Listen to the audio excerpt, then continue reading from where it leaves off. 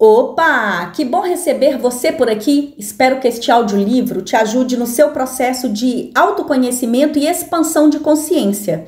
E se você conhece alguém que também possa gostar desse tipo de conteúdo, compartilhe com essa pessoa, se inscreva e curta o meu canal. Me ajude a expandir essa corrente de luz. Gratidão e vamos à leitura de hoje! Capítulo 5, repetição de comportamentos no trabalho. O que você quer ser quando crescer? Esta pergunta, feita várias vezes às crianças assim que elas começam a falar, é um indício da importância que damos ao trabalho.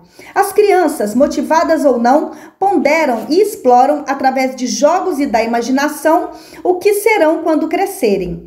Elas mudarão de ideias milhares de vezes, copiarão os pais ou então rejeitarão suas escolhas. Podem querer imitar uma estrela de TV ou depositar sua esperança em ser o melhor, o maior jogador de basquete de todos os tempos, mesmo com apenas 90 centímetros de altura. As crianças têm sonhos grandiosos. Primeiro vou ser um atleta olímpico, porque sou um bom nadador. Então depois vou ser advogado, irei para Washington e mudarei todas as leis que não funcionam. Ou serei uma estrela do rock e depois um jogador de futebol, mas não quero ser médico, porque eles trabalham demais. Quero ser veterinário, porque adoro animais e meu cachorro está doente. As crianças veem o mundo por meio de suas limitadas lentes e geralmente enxergam e nos transmitem algumas coisas surpreendentes e uma percepção impressionante da realidade. Tal percepção é geralmente uma compreensão do modo de seus pais se relacionarem com o mundo e suas ocupações. Então, de que maneira as crianças poderão encontrar satisfação em um esforço que possivelmente consumirá boa parte de sua vida futura? O trabalho será apenas um meio de ganhar a vida, ter um contra-cheque, sobreviver financeiramente?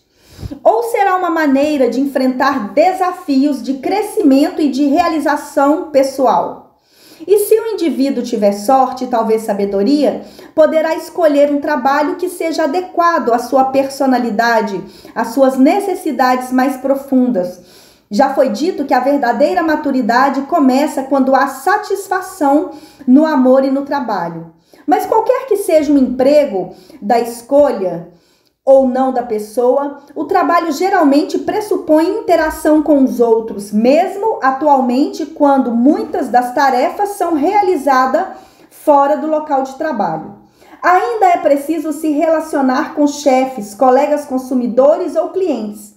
Sabemos que, independentemente da competência pessoal, da eficiência na realização do trabalho, do prazer pelo trabalho em si, podem surgir problemas.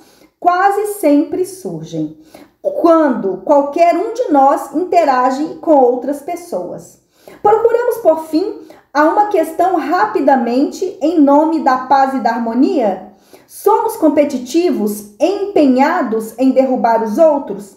Temos ideias preconcebidas, expectativas inconscientes de que aqueles com quem trabalhamos serão cooperativos, tirânicos ou submissos? Será que os outros estão querendo nos derrubar? O sucesso e a satisfação no emprego às vezes têm menos a ver com a competência e mais com relacionamentos interpessoais. Muitos de nós conhecem pessoas competentes que foram remanejadas porque irritavam aquelas com quem trabalhavam. Muitos de nós conhecem pessoas brilhantes e talentosas que não foram além de um certo nível por sua inabilidade em entrosar com chefes ou colegas. Algumas dessas pessoas pulam de emprego em emprego, culpando os colegas de trabalho por suas dificuldades. No entanto, elas migram para novos empregos e se veem envolvidas novamente no mesmo tipo de problema. A essa altura já está claro que as experiências infantis e as familiares moldam os relacionamentos na vida adulta. O que é bem menos compreensível, talvez, é que essas experiências também afetam nossos relacionamentos no local de trabalho. Assim, o chefe se torna a imagem de um dos pais, um colega torna-se um irmão ou uma irmã, Um pai severo torna-se um chefe opressor. Uma irmã competitiva torna-se uma rival cruel. Tais percepções no local de trabalho são distorcidas por aquelas relações problemáticas anteriores e mal resolvidas. Até a percepção ser alterada, as pessoas continuam agindo do mesmo modo porque percebem as situações da mesma maneira. Um executivo sênior de marketing continua a procurar mensagens ocultas em tudo que o chefe diz. Não porque o chefe é um fingidor, mas porque a mãe do executivo era um especialista em mensagens ocultas. Levamos as nossas experiências pessoais para o trabalho. Podemos trabalhar duro e ser competentes, mas levamos nossa personalidade, nossas histórias, nossos relacionamentos anteriores com pessoas significativas e, como a essa altura você já deve saber, geralmente tendemos a repetir aqueles relacionamentos no local de trabalho. Exatamente como levamos uma bagagem para a vida a dois, levamos bagagens do passado para o local de trabalho. Howard começou a falar de si num tom sereno, calmo. Ele tinha 35 anos, era bem casado e tinha 2 filhos. Possuía uma MBA e estava empregado como gerente em uma empresa da Fortune 500, ganhando um salário de 6 dígitos, além de bônus anuais substanciais. Este era seu terceiro emprego desde que concluíra o mestrado há cerca de 10 anos. Amo o meu trabalho e sou bom no que faço, disse.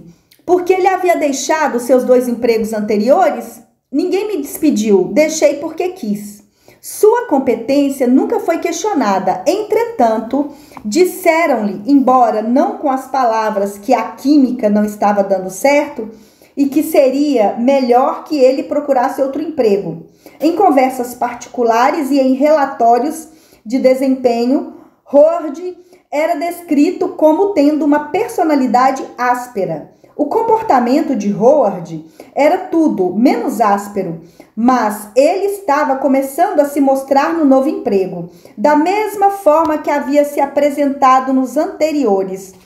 Uma pessoa desagregadora, controvertida e difícil. Esbarrava nesses problemas com os colaboradores, mas principalmente com os chefes. Achava que não tinha o reconhecimento que merecia ou que o chefe não apoiava seu trabalho. Veja bem, sou um cara sensato, disse Howard, e gosto de resolver as coisas racionalmente. Mas quando meu chefe viu meu esquema e questionou minha abordagem, fiquei furioso. Ele reconhecia que havia passado por problemas semelhantes anteriormente e decidiu que deveria fazer algo a respeito. Disse que geralmente não perdia a calma, mas quando obstáculos eram colocados no seu caminho e seus esforços não eram reconhecidos, ele se descontrolava e via-se em confronto com os outros. Apesar de estar ciente de que sua perda de controle era um problema, tinha certeza que sua raiva era provocada pelos outros. Perguntei a Howard sobre sua infância e ele deu de ombros e sorriu, como se dissesse: todos os psiquiatras fazem essas perguntas, mas também satisfez a minha curiosidade. Pode-se dizer que tive uma vida cheia de aventuras, respondeu. O pai de Howard era um executivo, representante de uma empresa norte-americana com várias subsidiárias ao redor do mundo. Os instáveis países do terceiro mundo, nos quais Howard cresceu, estavam em constante revolta, com tumultos e saques. Embora estivesse matriculado em uma escola americana, ele se sentia desprotegido e em perigo, assim como toda a família. Meu pai era um cara austero, disse Howard. Por isso, a empresa o enviava para essas regiões de conflito. A mãe de Howard, no entanto, não gostava da atmosfera agitada do terceiro mundo. Ficava zangada com o marido e protegia os filhos, o que contribuía para criar uma atmosfera de tensão na família. A mãe dizia: por que ele nos traz para esses lugares tão desolados? Ela sentia medo e, consequentemente, os filhos também. O pai de Howard esperava que os filhos fossem tão firmes e viris quanto ele. Papai era uma figura impressionante. Ele realmente era muito duro comigo. Nunca conseguia fazer nada que lhe agradasse. Aqui começava a psicoterapia de Hord, conforme prosseguimos revelando os reais contornos de sua vida familiar pregressa. Alguns padrões começaram a aparecer e ele conseguiu colocá-los lado a lado. Nos negócios, você tem de ser um competidor e aprendi tudo sobre competição com meu pai.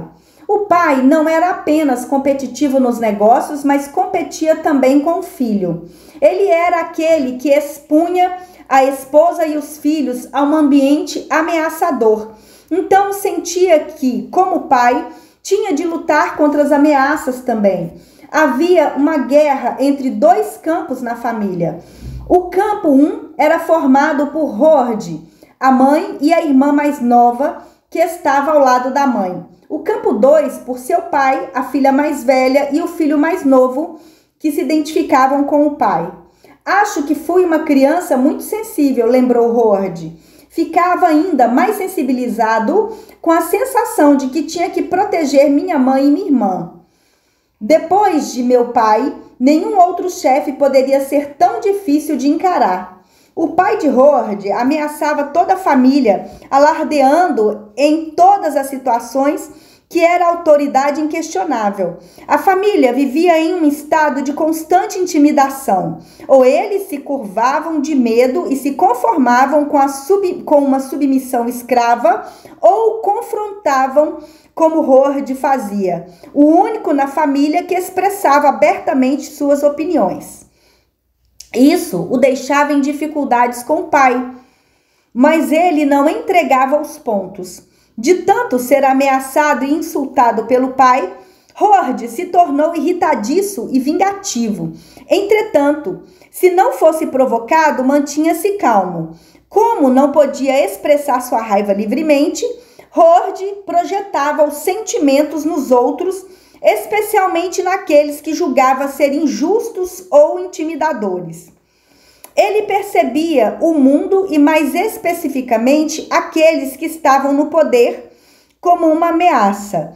Não poderia permitir que eles fossem bem-sucedidos nas suas tentativas de amedrontá-lo. Sentia-se compelido a confrontá-los e a considerá-los como adversários. Depois que se traumatizou com o pai, manteve-se atento àqueles que poderiam prejudicá-lo.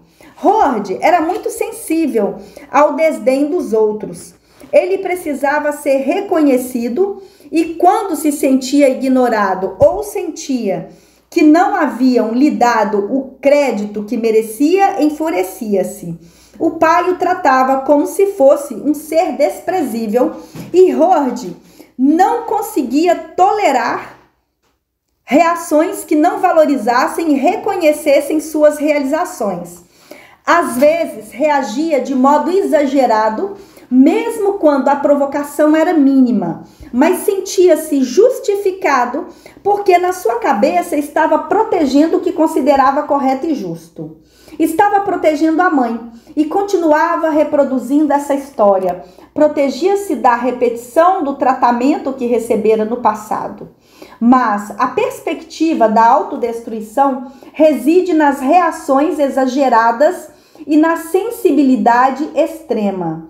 Ele estava tentando administrá-las e derrotar o agressor injusto e hipócrita. Para ele, era uma batalha de vida ou morte provar a si mesmo que não seria dominado injustamente. Não se deixaria vencer na busca da autonomia para escapar da influência daqueles que poderiam se aproveitar de sua fraqueza. O resíduo de raiva subjacente e a sensibilidade sob constante ameaça estavam profundamente arraigados.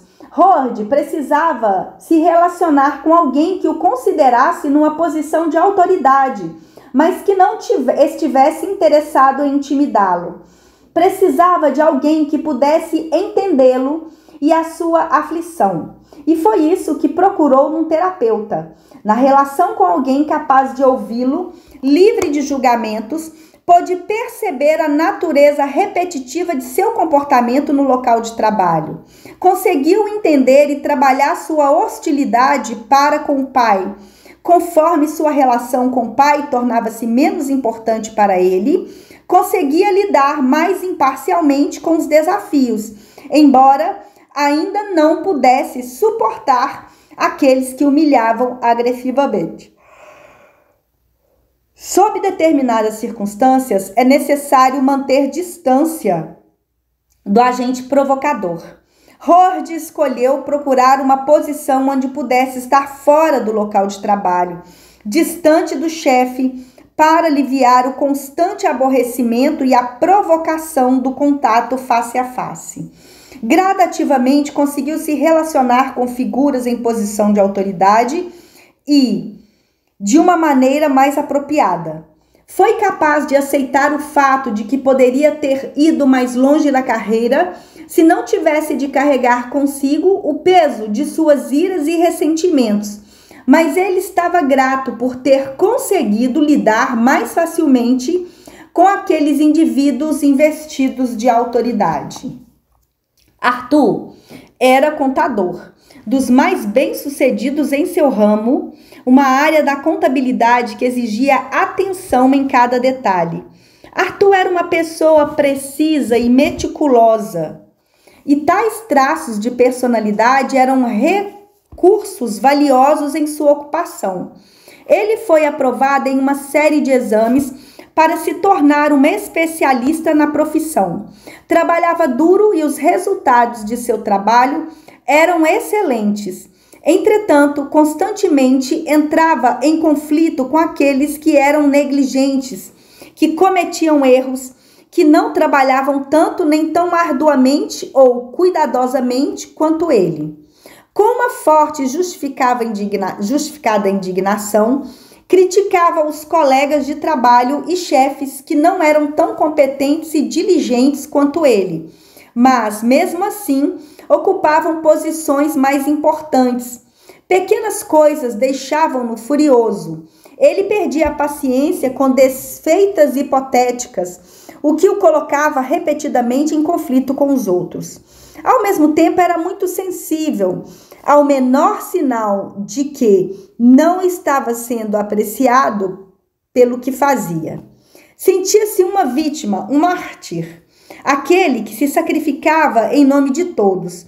Sentia-se cronicamente subjugado e sobrecarregado, como se fosse sua responsabilidade e somente sua fazer o trabalho corretamente. Em sua cabeça, ele era indispensável. Entretanto, em períodos de pouco trabalho, sentia-se inútil, achando que estava trabalhando menos que sua capacidade. Uma vez mudou de emprego porque ficou furioso com o fato de a empresa não lhe ter dado o bônus que julgava merecer. E fez isso novamente. E mais uma vez. No entanto, em cada novo emprego surgia o momento em que havia a repetição do mesmo problema, a mesma fúria. Alguma coisa estava errada e Arthur era inteligente o suficiente para perceber isso. E então procurou o terapeuta. Assim que detalhou seu problema, começou a falar do pai. Meu pai dava tudo para minha irmã, disse ele. Ele relevava os erros dela, mas isso não acontecia comigo. Não me dava nada, a não ser censuras e sordidez. Descreveu o pai como um homem inteligente e socialmente ativo, mas mesquinho e rancoroso. Tentei agradá-lo e nunca consegui. Minha irmã criava confusão em todos os lugares e ele vivia aliviando o lado dela, uma atrapalhada atrás da outra. Os pais se divorciaram quando ele estava no ensino médio, que, segundo Arthur, foi uma bênção. Eles nunca haviam se dado bem, brigavam constantemente e, ao menos sob o ponto de vista de Arthur, descontavam toda a raiva nele. Cisão é um termo que descreve a tendência de perceber as pessoas como boas ou más, certas ou erradas, pretas ou brancas, e era isso que Arthur fazia. A mãe era doce e atenciosa ou fria, desconfiada e descontente. Sempre estava procurando evidências de que estava sendo enganada. O pai era inteligente, mas egoísta e vingativo. No entanto, no relacionamento de Arthur com a esposa também havia elementos de cisão. Ela era quieta, amável e cuidadosa, ou incompetente e desleixada. Tal cisão foi transportada para o local de trabalho, onde todos os chefes, assim como os colegas, eram vistos como bons e depois maus. Arthur sentia-se constantemente dividido. Havia sempre inquietação e mal-estar. Era como se ele só pudesse se sentir vivo e real sobre permanente estimulação, geralmente baseada em contrariedades. Arthur buscava a mágica que tornaria as coisas melhores. A perspectiva de um novo emprego significava que todos os problemas estariam resolvidos, que ele seria apreciado e respeitado. Mas não levava muito tempo e os problemas recomeçavam com novos chefes e novos colegas de trabalho. Ele começava a inspecionar e a criticar todo mundo. Ele ficava atento, sempre esperando que alguém reconhecesse uma injustiça contra ele. Sempre que chegava atrasado, a terapia perguntava: sei que estou atrasado, mas você poderia compensar o tempo? A sessão só tem 45 minutos, eu dizia. Ele insistia que tinha direito à sessão inteira. Eu explicava que passar do horário com ele significaria fazer as outras pessoas esperar e que isso iria desorganizar a minha agenda. Ele não se importava. Queria o seu tempo, apesar de ser ele o causador do atraso.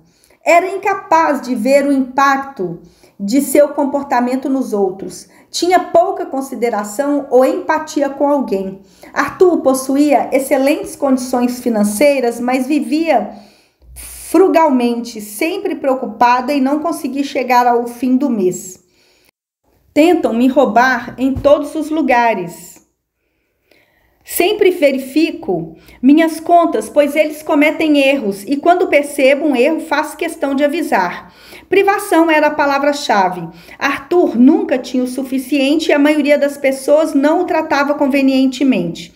Seu bônus já era maior que o dos colegas de trabalho, mas segundo ele, deveria ser ainda maior. Eu ganhei, trabalhei muito mais do que eles e meu bônus foi apenas uma parcela do que poderia ter sido. Os outros se dão bem em tudo. Os colaboradores e os chefes são incompetentes. Agem displicentemente enquanto eu verifico e confiro tudo.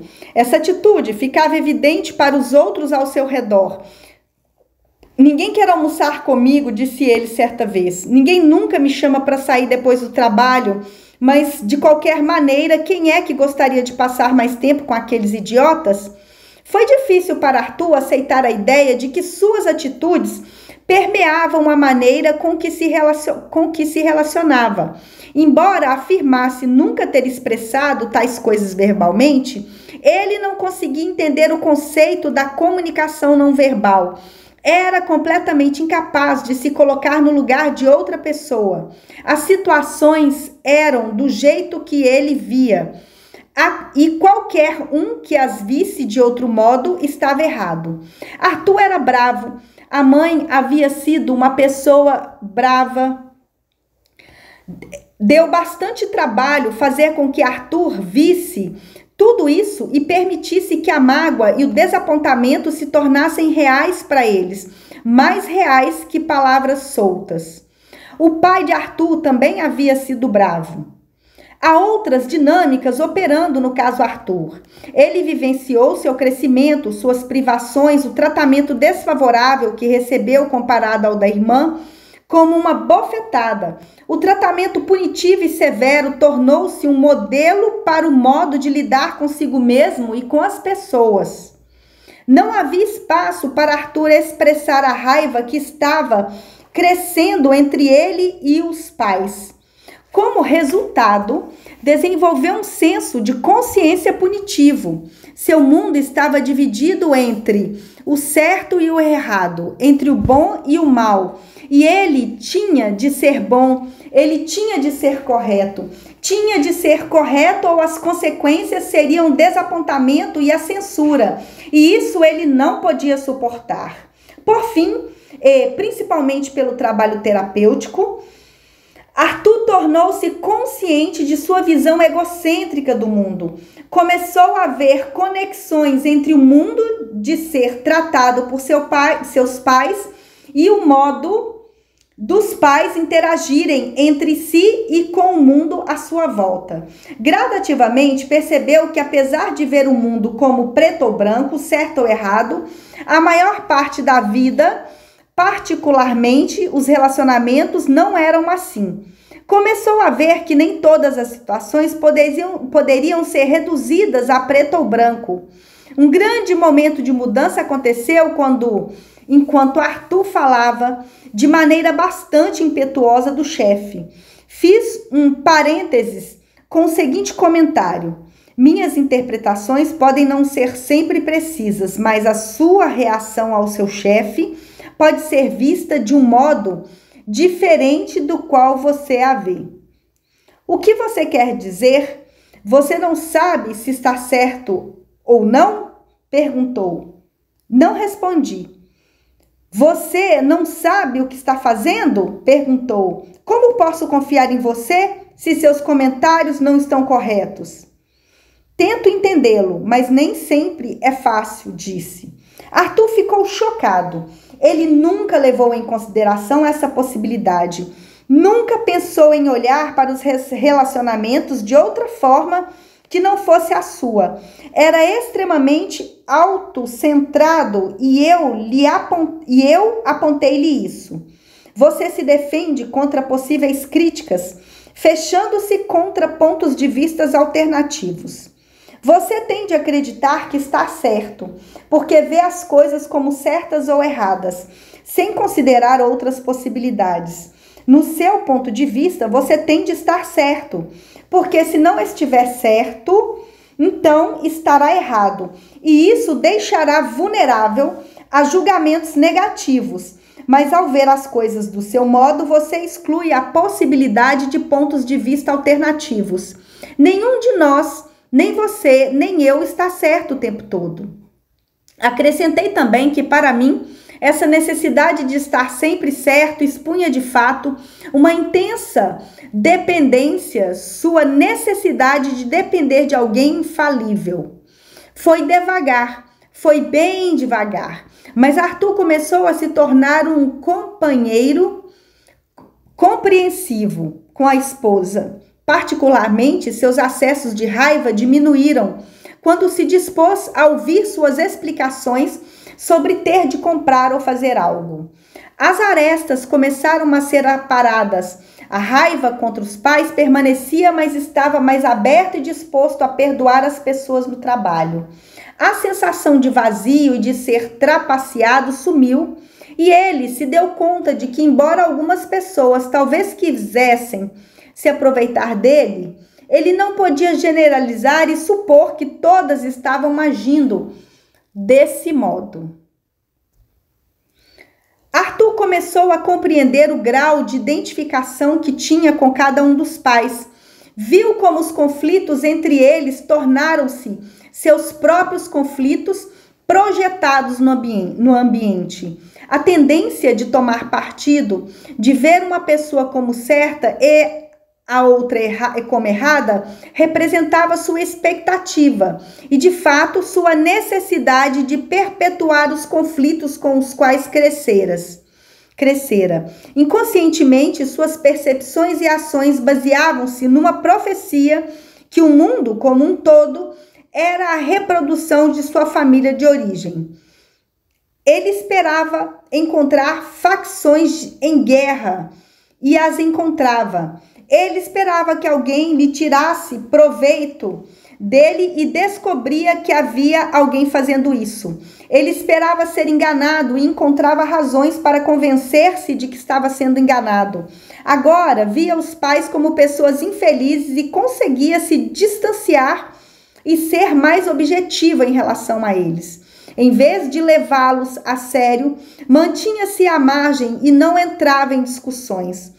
Como observador, conseguiu avaliar todas as características que via em si e das quais não gostava.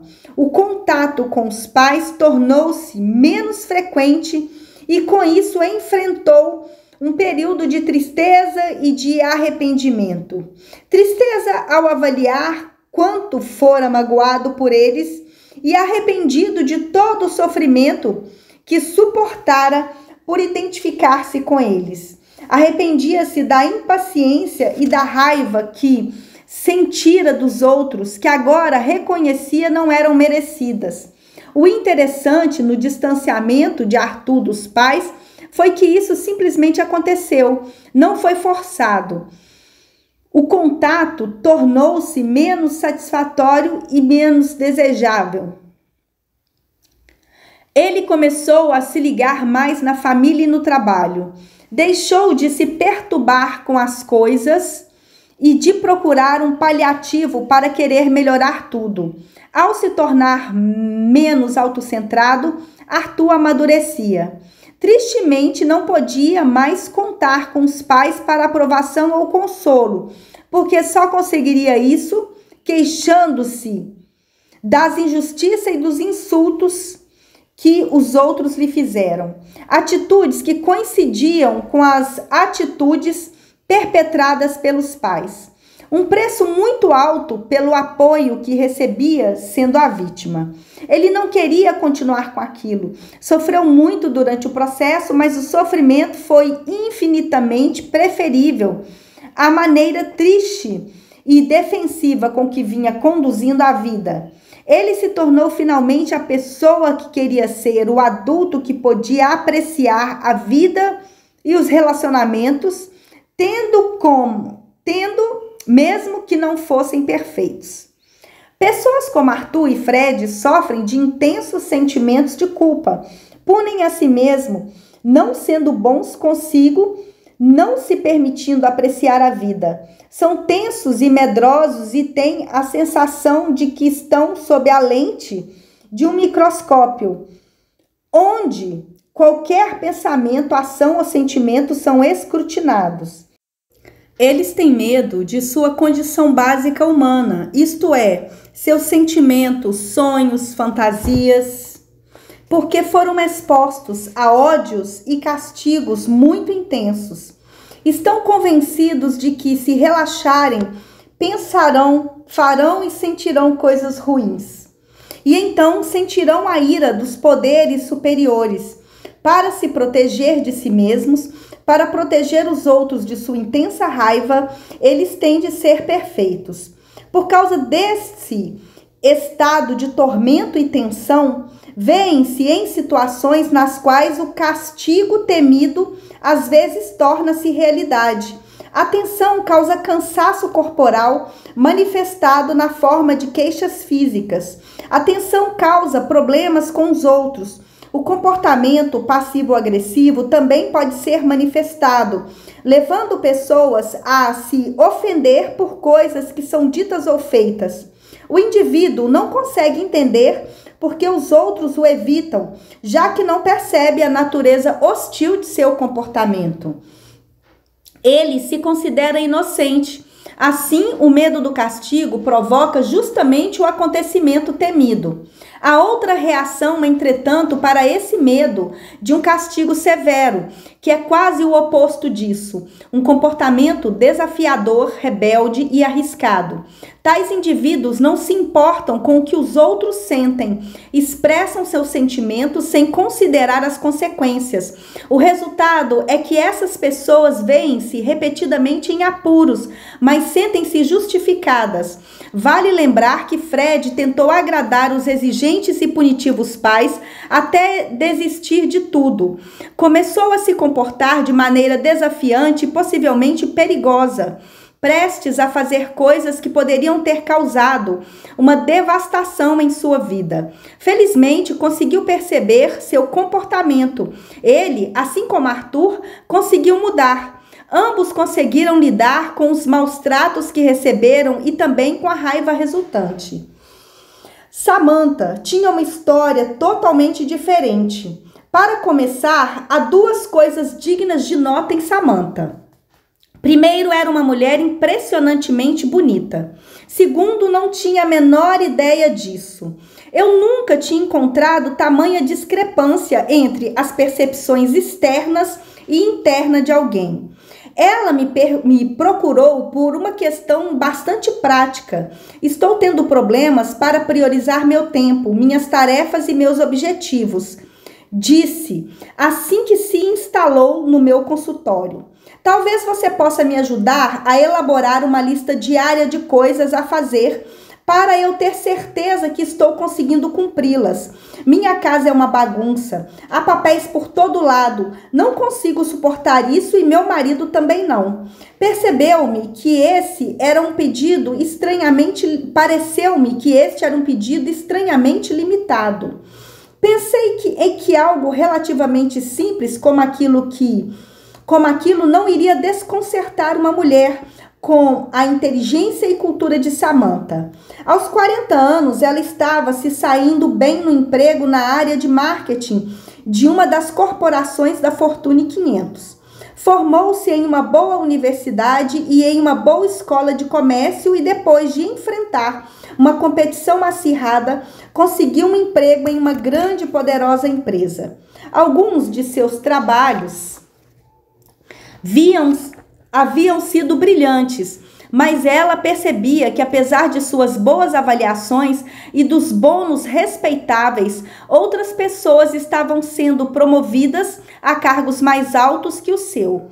Embora não fosse de modo explícito, ela recebia a mensagem de que seu trabalho não estava tão organizado quanto deveria. Quando comecei a investigar mais profundamente seu passado e sua infância, Samantha impacientou-se. Ela queria se fixar no problema que tinha em mãos, o que para ela era a administração do seu tempo. Ora, alguns pacientes são assim. Isso acontece devido ao simples fato de que a assistência médica administrada alguns pacientes são assim. Isso acontece devido ao simples fato de a assistência médica administrada ter encorajado as pessoas a reduzir seus problemas de saúde mental em pequenas partes, para que possam ser focadas especificamente e corrigidos com presteza. Além disso, nesses pacientes, a pressão vem de dentro. Eles querem definir e controlar o problema para evitar uma investigação mais profunda. E muitos terapeutas de diferentes correntes concordam com isso. Preferem lidar com as questões do comportamento imediato. De fato, Samantha já havia se consultado com um profissional que lhe dera sugestões para administrar o tempo e dicas de como poderia ajeitar a bagunça em casa, fazendo uma coisa de cada vez no estilo passo a passo. Ainda assim, não demorou muito para que Samantha voltasse ao ponto de partida e então veio até mim. Você está tentando colocar um curativo num problema maior, disse, depois que ela resolveu me falar da família. Tentei me ater ao que ela contou e estabelecer algumas conexões. Embora ela não quisesse ouvir, teve de admitir que nunca havia percebido nenhuma relação entre seus sintomas atuais e seu passado. Mencionei que o tipo de terapia que eu fazia exigia o reconhecimento de que o presente estava relacionado com o passado. Disse-lhe que teríamos de compreender a dinâmica do seu comportamento. Só assim ela conseguiria lidar com o problema. Ela decidiu pensar no assunto. Fiquei algumas semanas sem receber nenhuma notícia, mas tinha uma forte sensação de que ela retornaria e de fato ela voltou. Não estou satisfeita com esse método, disse, mas tenho de fazer algo, já que o outro caminho não funcionou. Então aqui estou. As palavras soaram com um ar de resignação ansiosa. O que não tinha ficado tão óbvio anteriormente era o alto nível de ansiedade de Samantha. Ela falou sobre um intenso estresse e despejou uma série de preocupações sobre onde tudo isso iria dar e sobre ser desviada do seu objetivo de lidar melhor com o tempo e a organização. Você está com medo de descobrir coisas sobre si que não gostaria de saber? Perguntei. Ela concordou, mas teve que admitir que não sabia o que poderia ser. Disse-lhe que algumas questões estavam na base de seu comportamento ansioso e que resultava em problemas de administração de tempo e de organização. Expliquei-lhe que não poderia ler sua mente e não sabia o que iríamos descobrir, mas que seguiríamos juntos nesta trilha de investigação para que o processo de descoberta se realizasse. Ela teria de me dizer tudo o que lhe viesse à mente e me contar seus sonhos. Imediatamente, Samantha se manifestou dizendo que aquilo não fazia o menor sentido para ela, mas que tentaria, e começou a se lembrar de um sonho que havia tido algumas noites atrás. Antes de discutir o sonho de Samantha, é preciso entender o papel dos sonhos na psicoterapia psicodinâmica. Os sonhos desempenham um papel fundamental para a solução dos padrões de personalidade repetitivos e autossabotadores e para a psicoterapia de um modo geral. A interpretação dos sonhos foi algo de chacota e de zombaria em muitas piadas e caricaturas, mas, parafraseando Freud, as pessoas negam as minhas teorias durante o dia, mas sonham com elas durante a noite. Os sonhos são uma estrada real que conduz ao inconsciente, uma maneira poderosa de auxiliar o processo de se tornar consciente o que está inconsciente. A importância dos sonhos foi recentemente comprovada na neurociência. O processo de tomada de conhecimento da vida interior e do comportamento do indivíduo através dos sonhos é como decifrar um enigma, resolver um quebra-cabeça. Os sonhos não são apenas mensagens do inconsciente, ajudam a progredir na terapia. Sonhos recorrentes indicam que o problema ainda está presente e pedindo para ser avaliado e trabalhado. A arte da interpretação dos sonhos exige um trabalho de detetive. Os sonhos e as associações estabelecidas entre aquele que sonha e seus sonhos representam pistas, indícios do que está se passando na mente do sonhador. Os sonhos são estimulados e deflagrados por acontecimentos do dia a dia, mas todo sonho é uma parte do presente que repercute o passado. De todos os estímulos que recebemos durante o dia, escolhemos um evento, em geral aparentemente insignificante, para sonhar. Pode ser um encontro com alguém, ouvir alguma coisa ou ver alguém na televisão. As associações nos lembram de alguém significativo ou de um acontecimento que foi importante na nossa vida. Os sonhos camuflam, condensam, substituem uma pessoa por outra, um acontecimento por outro. As associações do sonhador são importantíssimas. Por isso é arriscado tentar interpretar um sonho tomando por base seu conteúdo superficial. Os elementos do sonho têm de ser vistos como pontos de partida para associações que estimulam memórias, fantasias e desejos ocultos de nós mesmos.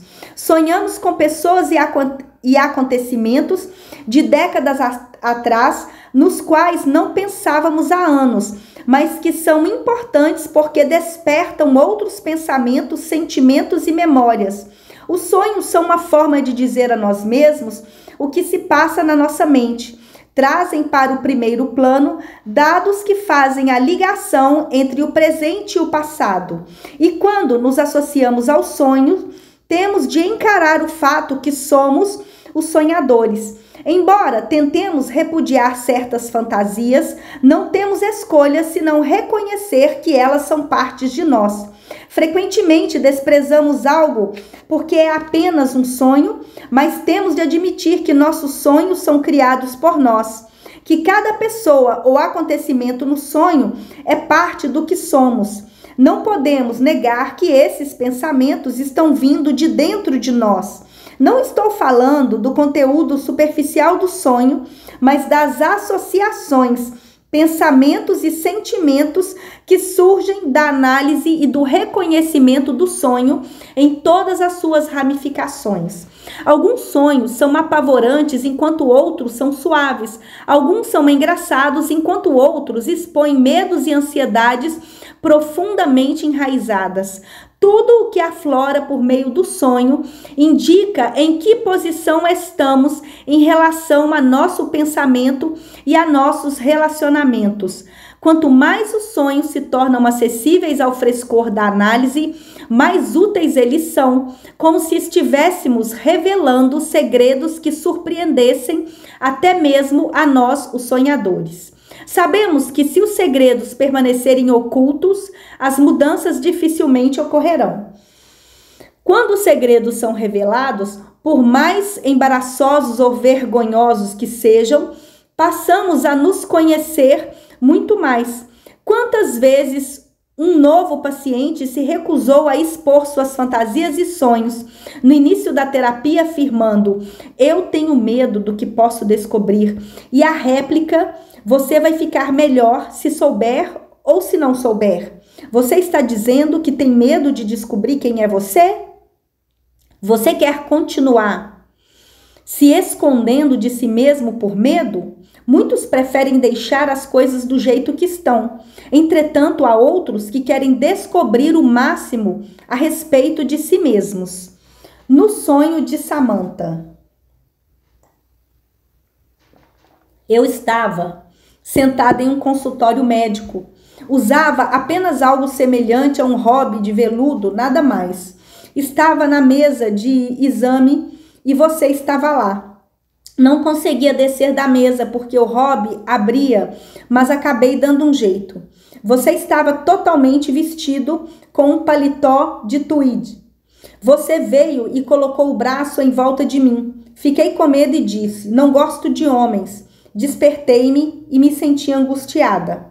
Considerando que essa era a primeira vez que trabalhávamos com sonhos, expliquei a Samantha como isso funcionaria. Disse-lhe que usaria uma palavra ou frase do sonho como referência e que ela deveria ser seu ponto de partida para dizer o que lhe viesse à cabeça, fora do contexto do sonho. Perguntei-lhe sobre a frase "não gosto de homens". Relutantemente, ela falou do marido e do pai. O primeiro sonho mencionado na terapia geralmente fornece pistas importantes para o futuro, e isso era verdadeiro no caso de Samantha. As importantes realizações serviam para provar sua autoestima e sua habilidade em superar dificuldades. Levaria meses para Samantha perceber que seus problemas de administração de tempo estavam relacionados à preocupação em manter um controle obsessivo de tudo, não deixando nada ser guiado pelo acaso. Ela queria se manter em constante vigilância, temendo que seus desejos, medos e impulsos se manifestassem. Na busca para afirmar o controle, derrotava a si mesma. Ser uma pessoa bagunçada também significava para ela não ceder às pressões. Ela faria o que quisesse, quando quisesse, da maneira que quisesse. Ela não daria de mão beijada o que os outros queriam, mas resistiria, mesmo que o preço fosse a autodestruição. Não se contentaria mais com a mera superação das dificuldades. Conforme íamos trabalhando, sabia mais da vida de Samantha e com isso dos sofrimentos que haviam causado seus problemas atuais, que na verdade eram elaborados a partir de seu primeiro sonho na terapia e representavam associações contínuas da frase "não gosto de homens". Antes de nascer, seus pais queriam um menino e escolheram o nome Sam. Quando nasceu uma menina, a mudança de nome para Samantha foi simples, mas a mudança da identidade não. Samantha sempre achou um desapontamento para os pais. Talvez por isso ela nunca se sentiria realmente bonita. A atenção que recebia dos homens servia para aumentar seus ressentimentos, já que percebia que era avaliada como um objeto sexual. Mesmo assim, ela se utilizava do sexo para conquistar amor e poder.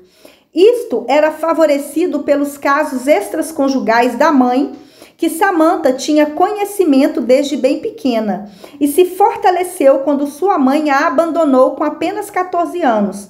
Ela deixou Samantha com o pai e levou os irmãos mais novos para viver com outro homem.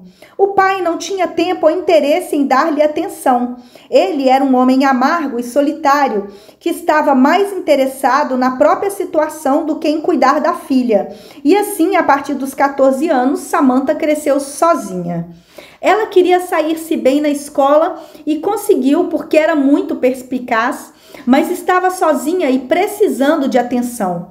Sua beleza a tinha transformado no centro da atenção dos meninos e sua carência a transformava num alvo fácil para as investidas sexuais deles. Ser abandonada pela mãe ao entrar na adolescência e ter de viver sozinha com seu pai apenas exacerbou sua tendência de sexualizar os relacionamentos. Não havia nenhum trauma sexual na relação com o pai, mas o simples fato de viver sozinha em um apartamento com ele era um terreno fértil para fantasias edípicas e desejos que não conseguia compreender.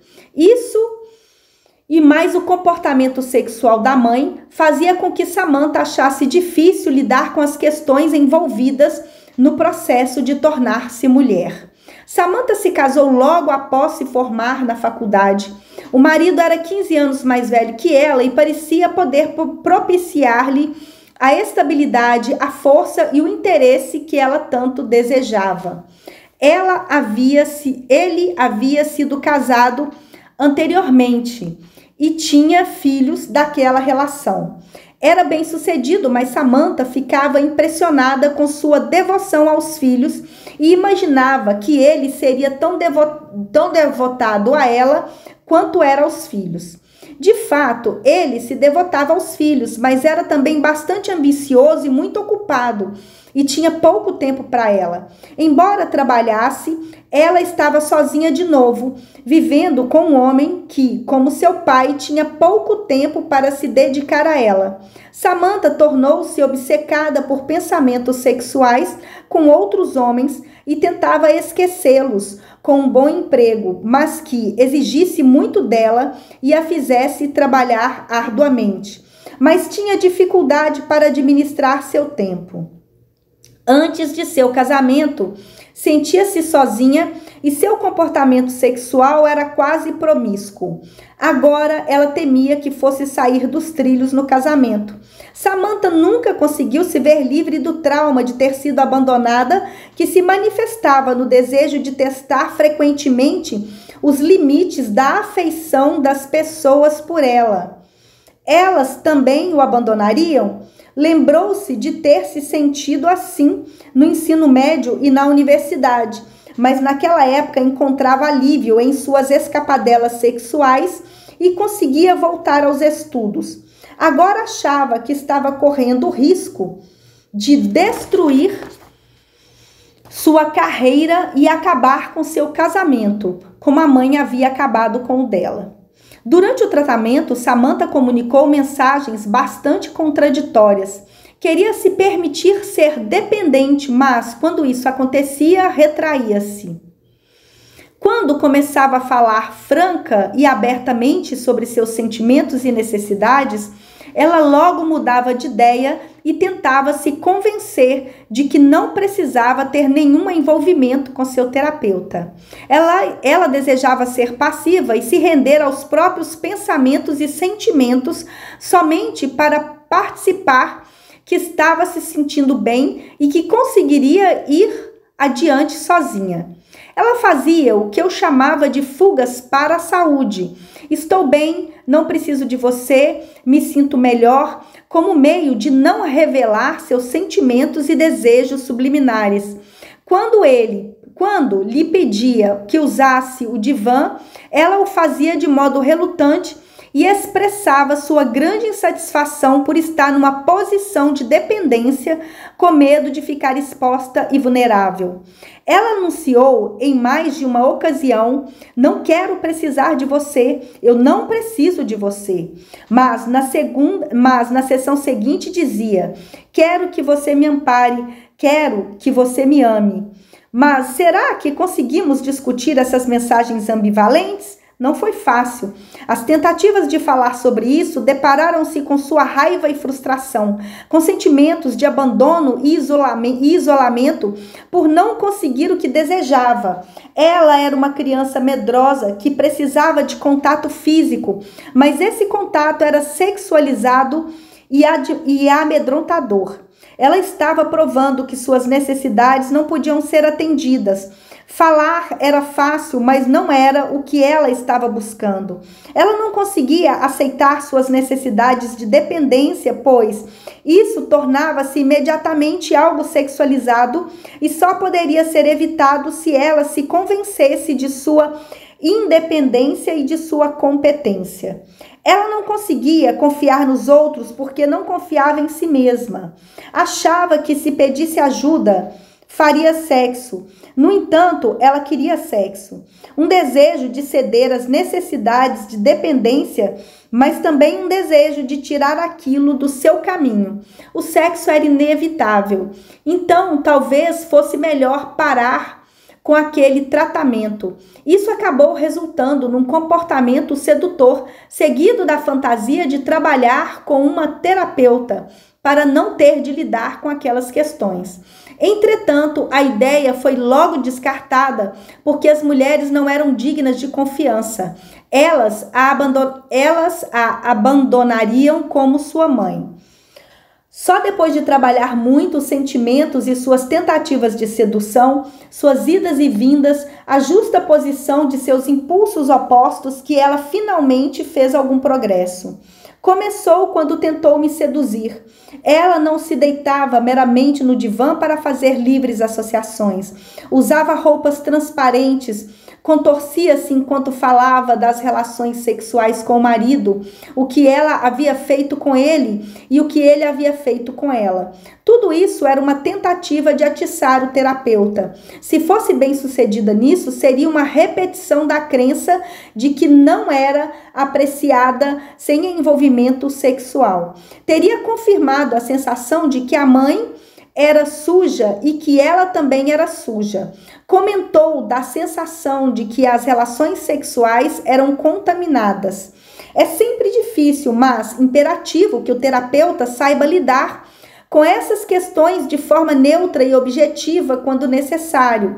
Essa postura gradativamente fez com que Samantha percebesse que os homens podem ser compreensivos, atenciosos e afetuosos sem necessariamente se tornarem sexualmente envolvidos.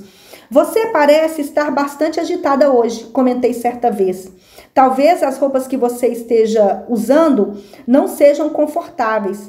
Ela ficou furiosa, frustrada. Foi a única vez que suas maquinações sexuais ficaram explicitamente expostas como uma manobra de provar que nenhum homem era digno de confiança. E mais importante, que ela mesma não era digna de ter uma relação afetiva que não culminasse em sexo. Ela podia ser apreciada pelo que era, sem ambivalências e sem que nenhuma exigência lhe fosse feita. O significado do nosso trabalho resultou numa mudança de área de trabalho. Na verdade, Samantha nunca teve predileção pela área do marketing. Agora queria trabalhar com pessoas, especialmente com garotas adolescentes, já que certamente sabia melhor do que ninguém que tipo de problema aquelas meninas podiam ter. Queria ser assistente social, mas isso significava ter de voltar a estudar sem problema algum. Quando voltou ao meu consultório, depois de vários anos, apenas para um check-up, como ela mesma definiu, já estava formada e mais feliz em sua nova carreira. Ela também não tinha mais problemas com a administração do tempo. Capítulo 6. Repetição de comportamentos nos vícios. Dependência química. Qualquer discussão sobre ciclos de autossabotagem deve incluir o abuso de substâncias tanto pela frequência de sua utilização quanto pelos danos causados ao usuário, sua família e seus amigos. É possível afirmar com segurança que o abuso de substâncias não só afeta o indivíduo, como toda a família. O abuso de substâncias não é um conceito unitário, porque, em alguns casos, o fundamento é fisiológico, enquanto em outros o fundamento é psicológico. Mas, qualquer que seja o fator causal, há fatores psicofisiológicos atuando em conjunto. Talvez em nenhuma outra área seja possível observar a ruptura da conexão mente-corpo de modo tão claro. Freud previu que algum dia seria descoberta uma base biológica para as neuroses. Isto parece estar se tornando realidade, já que quase todos os dias surgem avanços no campo da neurociência. Recentemente, por exemplo, foi descoberto que a dopamina administrada em pacientes com Parkinson, com o intuito de controlar os tremores da doença, provocou-lhes comportamentos compulsivos. Em alguns casos, a compulsão relaciona-se à alimentação, em outros ao uso de drogas. Mais recentemente, descobriu-se que o uso de dopamina motiva a compulsão ao jogo, mesmo quando essa compulsão não existia antes do uso da substância. As partes do cérebro implicadas no processo da dopamina foram mapeadas e identificadas. A questão óbvia é se há aspectos bioquímicos em outras formas de comportamento compulsivo e se isso se aplica a algumas formas de compulsão à repetição. É provável que alguns tipos de comportamento compulsivo sejam desencadeados por fatores psicológicos, enquanto outros sejam motivados por fatores fisiológicos e bioquímicos que afetam o funcionamento do cérebro e o comportamento correspondente. Até agora temos observado os sintomas como uma manifestação de problemas mais profundos. Examinamos a história, os antecedentes, os motivos e os sentimentos subjacentes para solucionar os comportamentos repetitivos. Entretanto, no caso do vício, devemos adotar uma abordagem diferenciada. Aqui os sintomas são tão impressionantes e debilitantes que têm de ser tratados em primeiro lugar. A terapia não pode ser bem conduzida quando esses sintomas estão se manifestando. Por isso, se os pacientes levantam questões de abuso de substância, digo-lhes: não posso trabalhar com você se estiver usando drogas ou álcools. É fundamental que você comece num programa de 12 passos. Depois que tiver parado de fazer uso de substâncias e se engajado efetivamente no programa dos 12 passos, volte a me procurar e eu ficarei feliz em trabalhar com você. Faço isso porque a terapia individual não pode ter êxito se o paciente estiver usando drogas e o tratamento mais eficaz é uma combinação do programa dos 12 passos com a psicoterapia, depois que o período do abuso de substâncias tiver sido superado. A razão disso reside na configuração das interações psicofisiológicas. Quando discutimos o abuso de substâncias, temos de encarar o fato de que, na maior parte dos casos, as dependências constituem uma exceção às outras formas de intervenção psicoterapêutica, especialmente as dependências em que a contribuição de fatores físicos é maior que a de fatores emocionais. Em muitos casos de alcoolismo, por exemplo, há um histórico familiar de abuso de álcool. Em alguns casos, tem-se a impressão de que o alcoólatra tem quase uma reação alérgica ao álcool. O álcool é o equivalente a andar através de um caminho repleto de eras venenosas. Para a maioria das pessoas, a era venenosa deve ser evitada, porque as consequências são evidentes. A pessoa ficará com uma terrível erupção cutânea que coçará muito e causará um sério desconforto. A solução é evitar a era venenosa. Essa é uma reação fisiológica. Se o indivíduo insistir repetidamente em atravessar o caminho de eras venenosas, é provável que seja uma característica de autopunição. Isso também acontece com pessoas que sabem que a sensibilidade ao álcool é algo hereditário, que existe uma inclinação hereditária para a dependência de álcool, com consequências desastrosas. Elas estão cientes em primeira mão dos efeitos do alcoolismo. Sabem que, como filhos de alcoólatra, estão sob sério risco de se tornar alcoólatras, mas acabam bebendo em excesso, repetindo a vida completamente destrutiva dos pais. Há tantos exemplos de famílias destroçadas, de divórcios e de traumas por causa do alcoolismo, que é desnecessário citá-los. Muitos alcoólatras, é claro, negam que sua bebedeira seja um problema. Eles dizem que comparecem ao trabalho todo dia, que voltam para casa toda noite sem problema algum. Eles não colocam em foco aquilo que acontece quando voltam para casa, bebem e tornam-se agressivos. Ou bebem e, em uma noite, são agressivos, na seguinte são alegres.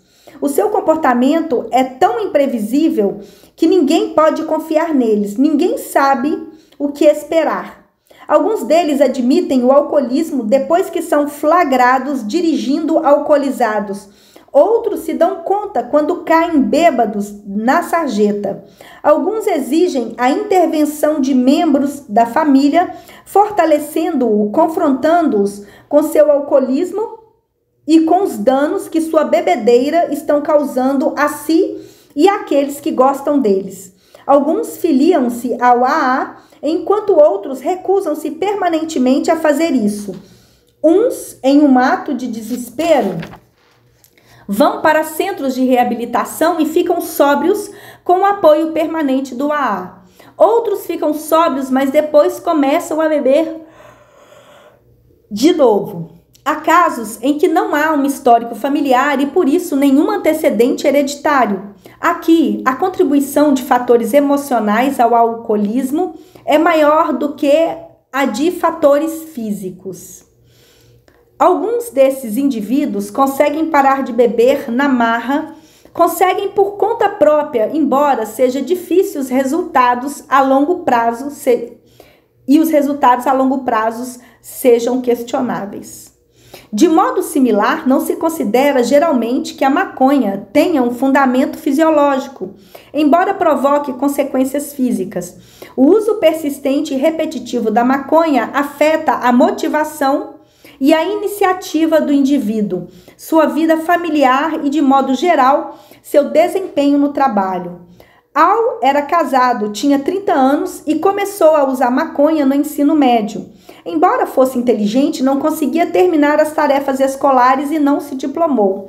Arranjou finalmente um diploma equivalente e iniciou um programa de treinamento em eletrônica.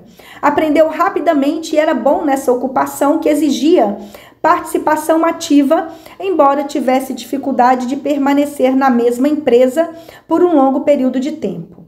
Ele não estava feliz com o trabalho, sentia-se chateado e inquieto, fumava maconha toda noite nos fins de semana. Dizia que era a única forma de escapar de sua existência monótona. Tinha amigos e todos eles também usavam maconha.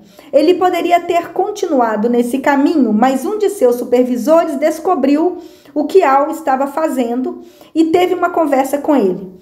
Explicou-lhe que havia possibilidade de um futuro para ele naquela empresa, com oportunidade de crescimento, mas não no ritmo que estava indo. Ele relacionava as limitações de Al no trabalho ao fato de consumir maconha, mais ou menos na mesma época, Al se envolveu com uma moça de quem gostava muito. Ela também ficou sabendo que ele fazia uso pesado de maconha e disse-lhe que não poderia continuar o relacionamento naquelas circunstâncias. A confluência dessas duas experiências o afetou profundamente. Ele estava aborrecendo a namorada e colocando em risco seu futuro profissional. Al conseguiu parar de fumar maconha. É claro, há uma psicodinâmica por trás do abuso de maconha da parte de Al, mas ele não estava interessado em mergulhar no passado ou nas razões para precisar desse tipo de fuga. Ele queria seguir em frente na profissão e ficar com a namorada, e isso foi o suficiente para dar fim ao seu vício em maconha. Em contraste com a maconha, há drogas que mimetizam e às vezes precipitam episódios psicóticos, resultando muitas vezes em tirar a própria vida. Os alucinógenos, o LSD, o peyote e a mescalina levam à depressão, ideação paranoica, distorções de percepção e a outras falhas cognitivas. E há sérios flashbacks, experiências recorrentes desses sintomas induzidos pelas drogas que perduram por longo tempo depois que o uso de alucinógeno é interrompido. Vivemos na cultura das drogas, com a proliferação das drogas no mercado, inclusive daquelas cuja finalidade é medicinal. Há uma excelente oportunidade para o abuso dessas substâncias.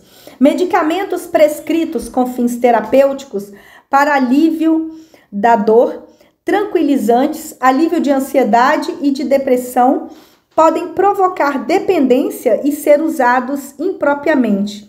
Podem acabar indo parar nas mãos de crianças ao ser comprados nas ruas, causando os mais variados transtornos. James se envolveu em um acidente de motocicleta, quebrou alguns ossos e estava com muitas dores. Foi prescrito Percocet para aliviar os sintomas. James se tornou dependente e continuou a aviar receitas onde conseguia. Faltou ao emprego na área de construção civil. Foi demitido. Viu-se compelido a usar de meios ilegais para conseguir dinheiro a fim de sustentar o vício. Quando a mulher exigiu que ele fizesse terapia, prometeu que nunca mais usaria drogas. Ele deixou de usar a droga por uma semana. Chegou à terapia jurando que não estava mais fazendo uso da droga, mas de fato estava. Parou com a terapia. Só posso supor que as coisas para James tenham seguido ladeira abaixo. Essa história pode ser repetida no uso da cocaína, do crack, da heroína, etc. Todos nós já ouvimos falar dos comportamentos criminosos de pessoas desesperadas para arranjar dinheiro e comprar drogas, e das terríveis consequências de não pagar os fornecedores. Dependência de jogos de azar e de sexo. Seria muito óbvio dizer que o jogo destrói vidas? Algumas pessoas jogam para fugir da pressão do dia a dia, enquanto outras jogam para provar a si que podem desafiar todas as possibilidades. Qualquer que seja o motivo, os resultados podem ser devastadores. O indivíduo que participa de jogos de azar não consegue parar porque simplesmente é um viciado. Ele volta para mais acreditando que da próxima vez vai virar o jogo. Tenho uma nova fórmula que é infalível. Assim é o refrão, assim é a esperança. A necessidade aqui é provar que pode vencer mesmo sabendo o tempo todo que vai perder. Há mudanças neuroquímicas que ocorrem quando um indivíduo é viciado em jogos. O jogador certamente fica alto, não se diferenciando em nada do dependente de droga ou de álcool. Há o desafio, a excitação, a sensação de viver no limite. Uma história semelhante acontece com o viciado em sexo. Ele busca a excitação, a ilusão do amor. Sentindo-se como um fracassado impotente, o indivíduo que é dependente de sexo gasta tempo e dinheiro procurando excitação e amor em bares de striptease ou em sites da internet que oferecem pornografia. Esse tipo de dependente vive com a ilusão de que as mulheres realmente são suas, de que são loucas por eles. Ele não concorda com aquilo, mas não consegue parar. A esposa e a família descobrem e a vida no lar começa a desmoronar. Myron era um professor de artes plásticas em uma prestigiada universidade. Casado com 2 filhos, tinha todos os requisitos do sucesso. Vinha de um histórico familiar em que o pai era passivo e complacente. A mãe, basicamente, não via nenhuma utilidade no marido e era louca por Myron, seu único filho. A corujice dela beirava a sedução. Ela se sacrificava e se orgulhava do filho talentoso. Myron conseguia bolsas de estudo com sua arte. Ele frequentou escolas de belas artes e finalmente conseguiu um emprego em uma boa universidade. Os anos se passaram e ele foi promovido a chefe do departamento de arte. Casou-se com uma mulher que era bem-sucedida no ramo de imóveis e que ganhava dinheiro suficiente para que sua renda compartilhada lhes garantisse uma vida bastante confortável. Mas Myron abrigava fortes impulsos que não conseguia satisfazer no casamento, embora sua mulher nunca rejeitasse seus ímpetos sexuais. Ele precisava de mais e de maior variedade. Seu juízo estava suficientemente preservado para que ele não se arriscasse buscando contato sexual com suas alunas, embora se sentisse tentado e alimentasse fantasias. Também não se arriscava a buscar sexo com as atraentes modelos de suas classes de desenho vivo, mas frequentava sim casa de striptease, envolvendo-se com aquelas mulheres além do contato sexual. Acreditava que elas estavam seduzidas por ele, passava horas vendo pornografia. Finalmente, o uso que fazia do computador familiar para atender à sua compulsão à pornografia foi sua ruína. A esposa e os filhos descobriram e ficaram bastante aborrecidos. Exigiram que ele fizesse terapia. A dinâmica por trás de suas preocupações sexuais foi revelada, mas ele ainda se sentia incapaz de resistir à necessidade intensa de procurar experiências sexualmente estimulantes. Pedi que ele seguisse um programa de 12 passos para a dependência sexual, porque ficou claro que entender a dinâmica de sua história pregressa seria o suficiente. Muitas pessoas sofrem de desejos íntimos que são traduzidos em dependências. E não é apenas de álcool e droga, pode ter a ver também com a alimentação. Pessoas acima do peso ficam presas a ciclos de dietas ioiô, ganham e perdem peso continuamente. A obesidade está relacionada à imagem do corpo e à imagem de si mesmo. Entretanto, é algo mais que apenas imagem. Parte do conflito reside na necessidade de estar no comando. E esta necessidade contradiz o desejo de ser livre, de ser capaz de ignorar a balança.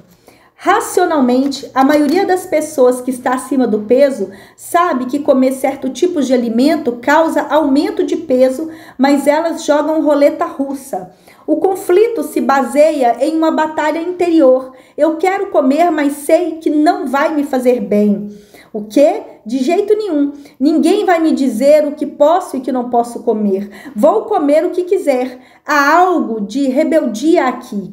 Isso se explica pelo fato de que estar em dieta não faz parte do eu. É algo experimentado como uma força externa, como uma pessoa atormentando alguém para não ingerir alimentos que vão causar aumento de peso. É vivenciado como se fosse uma figura de autoridade dizendo ao indivíduo o que ele deve fazer. A maioria das pessoas não gosta de alguém lhe dizendo o que fazer. Elas não estão contentes com sua obesidade, sabem que é destrutivo para a saúde e para a sua imagem, mas até que sejam capazes de assumir a obesidade como sua, vão persistir lutando contra as dietas, vão gastar muito dinheiro e um bom tempo tentando perder peso para então ganhá-lo novamente. Sobre vários aspectos, há um conflito adolescente em operação, no qual a motivação pela independência e pela autonomia é intensa. Vou fazer do meu jeito, sozinho. Seguida da fuga para a conformidade e dependência. Ganhei todo o peso de novo, então me diga o que fazer. Seguida de rebeldia, não me diga o que fazer. Adicione a isso a dependência de açúcar e o cenário está armado para um ciclo vicioso de ganho e perda de peso ad infinitum. Além da negação da responsabilidade final pelo peso em excesso, as pessoas fazem muitas racionalizações. É o meu metabolismo, minha estrutura óssea, a comida que há na casa, tenho de comer muito por conta do meu trabalho, sou muito estressada, nem como tanto assim, foi por causa da minha gravidez. Tudo isso são maneiras de evitar o problema do ponto de vista emocional. Pessoas que são acima do peso são carentes e estão buscando formas de satisfazer suas necessidades, mas terminam se frustrando, sentindo-se mal consigo mesmas e excluídas socialmente. As suas necessidades não serão satisfeitas com a ingestão de alimentos. A sensação de saciedade, de ser forte ou de estar protegido por uma camada de gordura é ilusória. Eric tinha 50 anos, era divorciado, notadamente obeso e deprimido, e se sentia impotente e desanimado. Disse que a última vez que se sentira bem consigo mesmo foi quando esteve internado por um mês numa famosa clínica. Perdeu 14 quilos, depois que saiu da clínica engordou novamente, perdeu o emprego e passou a se sentir desamparado. Os sentimentos depressivos sempre estiveram presentes, mas ficaram muito mais intensos depois de divorciar-se da esposa, com quem esteve casado por 15 anos. Porque, segundo ele, me contentei com ela. Nunca pensei que alguém me quisesse. Os pais se divorciaram quando ele estava com 13 anos e ele nunca questionou seus sentimentos em relação ao divórcio. Disse que depois se tornou mais pessimista, sempre esperando pelo pior.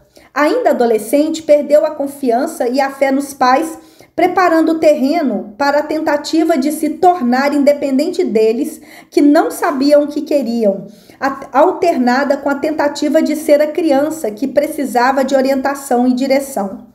As coisas entram no meu caminho e me impedem de fazer o que gostaria e me impedem de fazer o que quero, disse Eric. Nunca acho que estou sendo a pessoa que gostaria de ser. Os esforços para investigar mais profundamente esse aspecto foram evitados. Ele queria falar sobre o trabalho, os filhos, os seus sentimentos depressivos. Quando lhe mostrei isso, ficou nitidamente desconcertado. Durante as 12 sessões de terapia, perdeu um peso considerável, embora, segundo ele, não tivesse sido este o motivo de ter me procurado. Entretanto, acabou engordando novamente. Mais uma vez me disse: deixo que os outros definam o que eu sou ou o que deveria ser. Interessante, porque começou a perceber a terapia como algo que estava lhe fazendo... Interessante que começou a perceber a terapia como algo que estava lhe dizendo como deveria ser, embora eu nunca tivesse dado nenhuma ordem ou nenhum conselho. Este era o seu desejo, que alguém lhe dissesse o que fazer para satisfazer suas necessidades de dependência. Eric estava sempre indo e vindo. Admitiu querer gratificação imediata e a curto prazo. Disse-lhe que não tinha a bala mágica que ele estava procurando. Ele nunca havia resolvido sua ambivalência básica e sua confusão por ser a criança infeliz dependente versus o adulto independente. Depois de algum tempo, decidiu submeter-se à cirurgia de redução de estômago. Entretanto, isso aconteceu na época em que começou a perder peso novamente. Ele não tinha paciência para lidar com seus problemas. Esse caso chama atenção claramente para alguma das dinâmicas que foram discutidas. Eric era extremamente carente, mas não assumia a responsabilidade por sua situação ou por seus atos e não tinha paciência e tolerância à frustração necessária para sustentar o esforço a longo prazo que seria preciso para trabalhar seus problemas. Ele reeditava na relação terapêutica o conflito básico entre querer alguém que lhe dissesse o que fazer e querer fazer as coisas do seu modo. Ele tomou algumas medidas para obter ajuda, indo até a clínica e começando a psicoterapia, mas minava cada um desses esforços. A falta de confiança na habilidade de manter a própria vida sob controle tornou-se clara quando optou por um procedimento cirúrgico que tiraria de suas mãos a responsabilidade por si de uma vez por todas. Embora afirmasse que queria comandar a vida, ele sabotava esse desejo. assim que encontrava uma maneira de obter os resultados esperados, sem ter de confiar nos próprios mandos e iniciativas. O problema de trabalhar com indivíduos dependentes reside em sua ambivalência e confusão. Embora a dinâmica seja compreendida do ponto de vista psicológico, há aspectos fisiológicos envolvidos, tornando assim o trabalho muito mais difícil. Obrigada por ter chegado até aqui. Curta, comente, compartilhe o meu canal. Me ajude a expandir essa corrente de luz. Gratidão!